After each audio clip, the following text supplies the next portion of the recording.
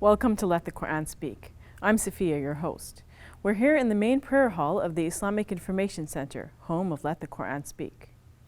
Religion is often criticized for its heavy-handed approach to guilt and shame. Who wants to constantly feel bad about themselves and about their actions? Most people don't. Why is there an emphasis on these two emotions? Is guilt good or bad? What about shame? Do they still serve an important function in modern secular societies?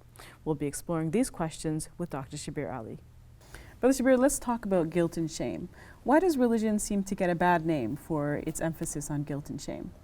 Well, in the modern study of anthropology, we look back at certain ancient societies and we see what is normally described now as guilt and shame societies. And we see some negative results of shame, where people may be so ashamed for certain actions because they violated a certain code of the community. And the code itself, from our modern perspective, seems to be of little value for modern life. And we wonder, well, what's the big point? And yet people are so ashamed, having violated such a code of conduct, that they may kill themselves. Can you give us an example? Do you know of any examples? Well, there are many examples. If one were to visit the Niagara Falls, for example, one would see that there is a video showing of the history of the falls. One has to pay to enter to see that video. And then it shows that a girl was married off to an elder in the tribe. Mm-hmm. And he was obviously seen by the girl to be quite obnoxious, and yet she had to be married to him. And it was against the code of conduct in that society for her to refuse being married to him. And the only way out for her was to escape from the tribe, and in her escape she actually fell over the falls to her death. So this now, when we look at this, we see that this was all uncalled for. If the girl doesn't want to marry the guy, why do they want to force the girl to marry the guy? But the code of conduct and the honor-shame society that upholds this kind of code puts such an iron grip on individuals in the society that such tragic consequences can result. So when we, from the anthropological point of view, study these societies, we see that shame, at least when taken to this extent, is a bad thing. Mm-hmm. And we tend more generally to emphasize individualism in our modern times. We expect that each individual should know what is right and do what is right for his or her sake, regardless of societal norms and this kind of burden of codes of conduct that we did not help to shape. Mm-hmm. Do you think religion still will emphasize guilt and shame? Yes, and to a certain extent this is good in that there must be some codes of conduct. There has to be some rules, and wherever we are, there are some rules by which to live. There are rules that help us to know our limits and not to encroach on the domain of other people. So that everyone gets his due and fair share, whereas if we did not have these codes of conduct, we would be in a free-for-all, a dog world, a jungle type of existence. And so the codes of conduct, yes, are good, and guilt and shame that is related to these codes of conduct are, to a certain extent, good. It's just that any good thing taken to an extreme becomes bad. Mm-hmm. How would you differentiate the two, guilt and shame? Are they the same thing? Are they different? How are they different? Some articles I've read about this make a distinction. I refer specifically to an article on psychcentral.com and also on theocentric.com.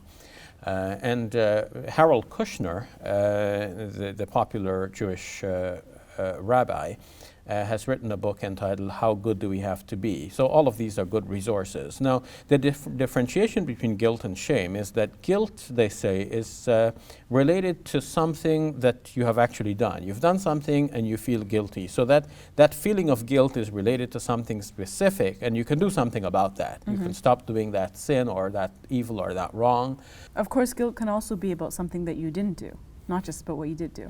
Yes, if something that should have been done was omitted, then obviously one would feel guilt over that.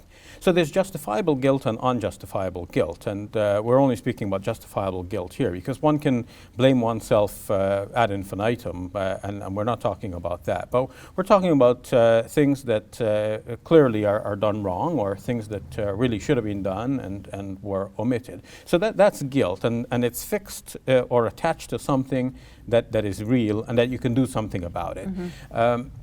Something specific. Whereas shame, on the other hand, is not necessarily, these authors say, linked to something specific, but it's more general with the person.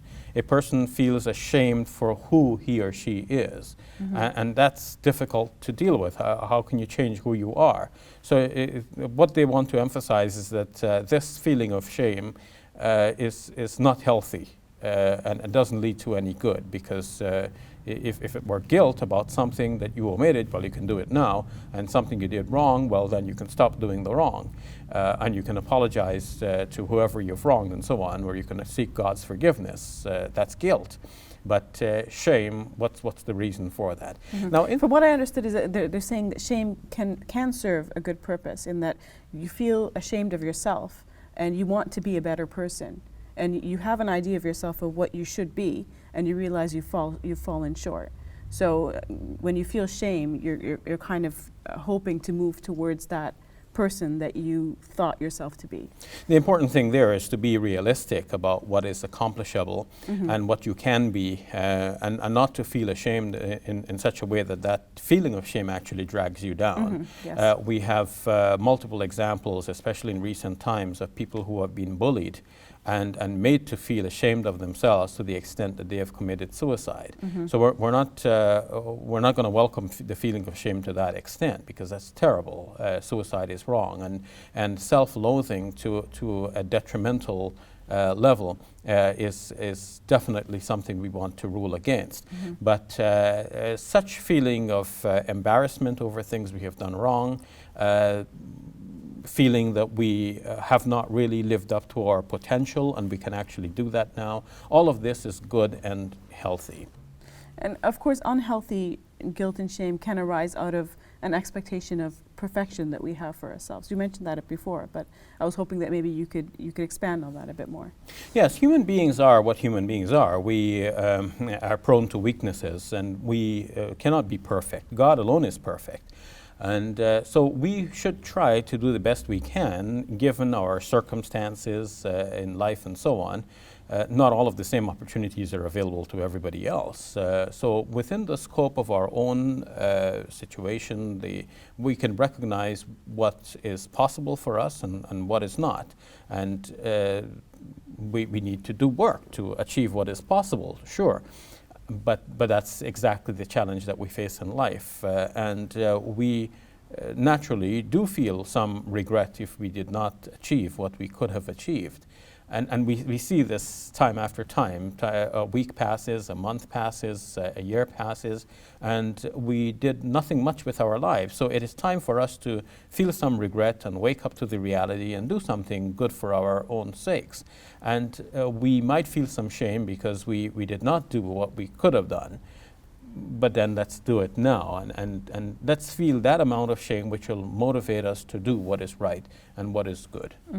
Of course, God doesn't expect us to be perfect, right? God expects us to make mistakes, to do bad things every once in a while. But I guess the idea of feeling guilt and shame is that we move beyond that. We move towards something good. Yes. Now, in the Islamic teachings, we have the word al-haya, or modesty, which is used. The modesty, al-haya, can be translated as modesty, bashfulness, and so on. And the Prophet Muhammad, peace be upon him, is reported to have said that if you feel no shame, then do what you like. Or do what you wish. And he said that this is one of the first principles that is taught by all of the great prophets. And how to interpret this is not entirely clear. One meaning could be that if a person does not feel any shame, then he or she will, in fact, do whatever they like. So it's no use of telling them anymore, do this and don't do this, because they'll just do whatever they like, feeling no shame. And that hadith shows that a certain amount of modesty is a good thing. And in fact, other hadiths say that modesty, if we don't think of shame now, but if we think of just modesty as bashfulness and not wanting to do things which will obviously violate known codes of conduct in our society, well, he said all of that is good. And he even is reported to have said that al-haya'u min al-iman, that modesty is part of faith.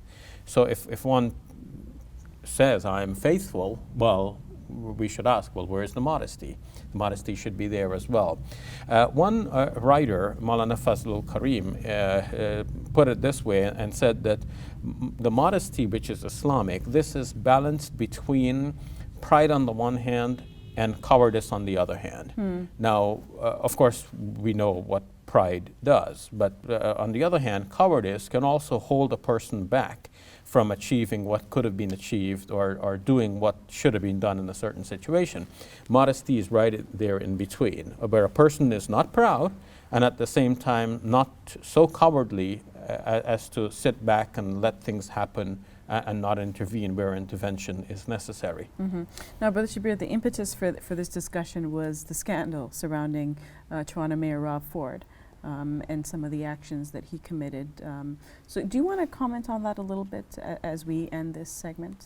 Well, modesty is what we want to emphasize to the mayor and to everybody else. You know, between pride and cowardice. Yes, it's good that you come forward and speak for yourself, but at the same time, say what is right, and do not go to such an extent where pride is in play.